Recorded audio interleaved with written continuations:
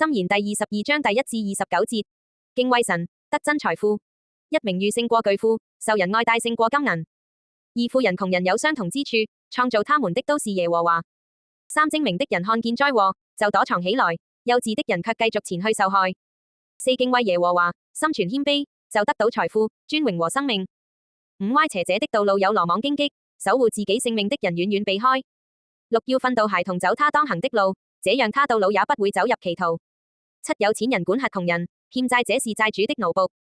八殺破奸惡的人收禍患，他怒揮的棍棒會折斷。九慷慨的人自己也蒙賜福，因為他把食物分給窮人。十趕走傲慢的人，紛爭就消失，爭執和侮辱也會停止。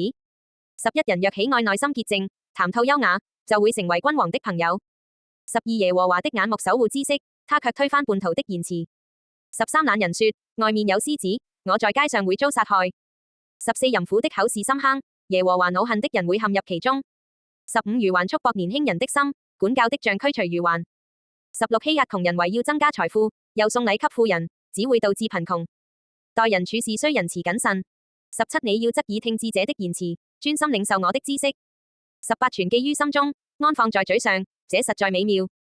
19我今天指教你，特別是你，為要使你倚靠耶和華。20有關謀略和知識，我給你寫了30條。21要教你確實的真理話語，使你能用真確的話回覆那些差派你的人。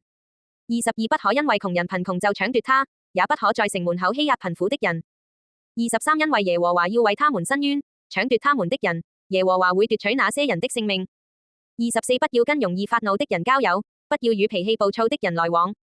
25免得你學了他的行徑，自陷羅網。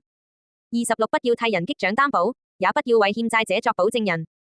27如果你沒有什麼可以賠給人，何苦讓人拿走你躺臥的床呢？28祖先所劃定的古時地界，你不可向鄰人那邊推移。29你見過辦事幹練的人嗎？他會侍立在君王面前，而非侍立在低微的人面前。